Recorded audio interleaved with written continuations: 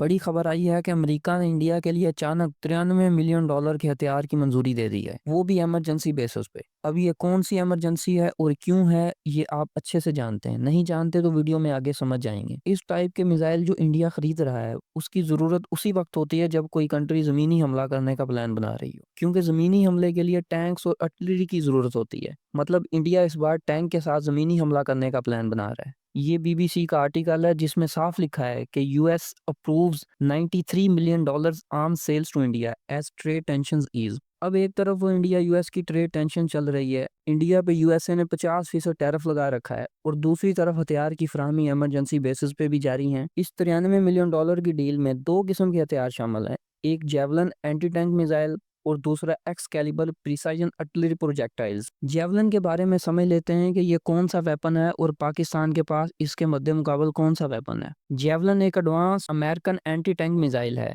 जो खुद टारगेट को लॉक करके ऊपर से अटैक करती है। इसे शोल्डर पर रखकर चलाया जाता है और ये मॉडर्न टैंक को आसानी से तबाह कर सकती है। जेवलिन मिसाइल का सबसे बड़ा फायदा यह है कि ये ऑपरेटर को फायर करने के बाद फौरन कवर लेने की जरूरत होती है, क्योंकि ये फायर एंड फॉरगेट सिस्टम पर काम करती है। जेवलिन मिसाइल की इफेक्टिव रेंज तकरीबन 2.5 किलोमीटर के आसपास है, लेकिन लेटेस्ट अपग्रेडेड वर्जन 4 किलोमीटर तक के टारगेट को हिट कर सकते हैं। बेसिकली ये गाइडेड मिसाइल कुछ इस तरह डिजाइन की गई है, ये टैंक को डायरेक्ट हिट नहीं करती, मतलब कि टैंक के साइड वाली बॉडी काफी स्ट्रांग होती है और कोई भी ऐसी छोटी मिसाइल बॉडी को मुकम्मल तबाह नहीं कर सकती। तो ये एंटी टैंक गाइडेड मिसाइल ऊपर वाले पार्ट पर हिट होती है और टैंक को तबाह कर देती है। टैंक का ऊपर वाला हिस्सा साइड वाली बॉडी की निस्बत कमजोर होता है, और इंडिया इस एंटी टैंक मिसाइल को 2010 से लेने की ट्राई कर रहा है और अब इमरजेंसी बेसिस पे इंडिया को प्रोवाइड किए जा रहे हैं। पाकिस्तान के पास इसके मद्दे मुकाबल बख्तर शिकन एंटी टैंक गाइडेड मिसाइल मौजूद है, जो कि हमारे पास हजारों की तादाद में है। ये पाकिस्तान में ही बनते हैं। ये चाइना के फेमस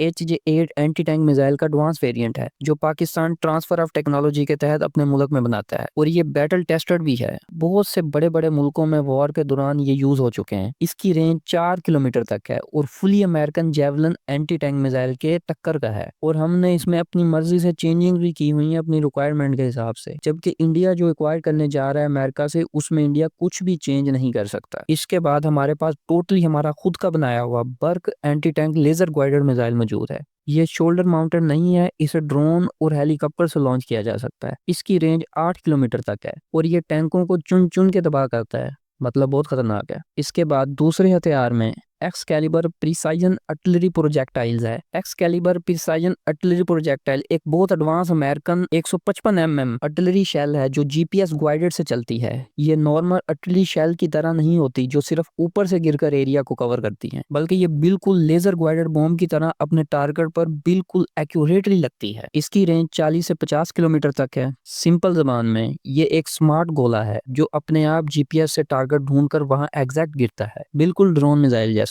लेकिन 155 mm आर्टिलरी गन से फायर होती है। इसके मद्दे मुकाबल में हमारे पास खुद का गिड्स का बनाया हुआ जरार लेजर गाइडेड किट मौजूद है। इसकी रेंज भी 50 किलोमीटर के करीब है। असल में जरार एक गाइडेड किट है जो किसी भी नॉर्मल 155 mm शेल के ऊपर लग जाती है और इसे गाइडेड बना देती है, और बहुत सस्ता भी। मतलब हमने स्मार्ट प्ले किया है। इसके बाद हमारे पास चाइनीज और तुर्किश गाइडेड प्रिसाइजन शेल्स मौजूद हैं। तो बात वही है कि पहले इंडिया तकरीबन सारे ही हथियार रशिया से बाय करता आया है, जिसमें खास तौर पर फाइटर जेट्स और मिसाइल शामिल हैं। उनमें एंटी टैंक गाइडेड मिसाइल भी शामिल हैं। लेकिन इंडिया अब रशिया को छोड़ के वेस्ट की तरफ चला गया है, यानी अमेरिका की तरफ, इस ख्याल में कि अब वो पाकिस्तान के अगेंस्ट ज्यादा परफॉर्म कर सकेगा। लेकिन इंडिया ये नहीं जानता कि पाकिस्तान ऑलरेडी वेस्ट के बनाए हुए वेपन यूज कर चुका है। हम तो शुक्र अदा करते हैं कि वेस्ट से हमारी जान छूटी। अब हम ज्यादातर अपने वेपन्स या तो खुद बना रहे हैं या चाइना से परचेज कर रहे हैं, और वेस्ट की तरह चाइना हमें एक्सपोर्ट वेरिएंट के वेपन नहीं देता, बल्कि ओरिजिनल और रियल देता है जो चाइना खुद यूज करता है। PL-15 की एग्जांपल आपके सामने है। दुनिया को शो करवाया कि हमने पाकिस्तान को 145 किलोमीटर की रेंज वाला दिया है, लेकिन असल में वो 200 किलोमीटर की रेंज वाले थे। और मजे की बात,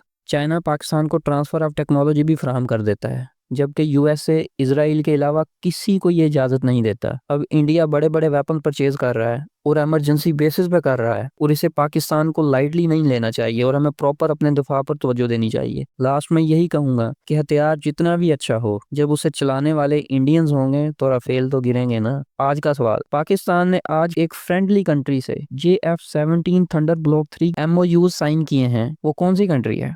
option A Iraq, option B Bangladesh, option C Sri Lanka, option D Iran.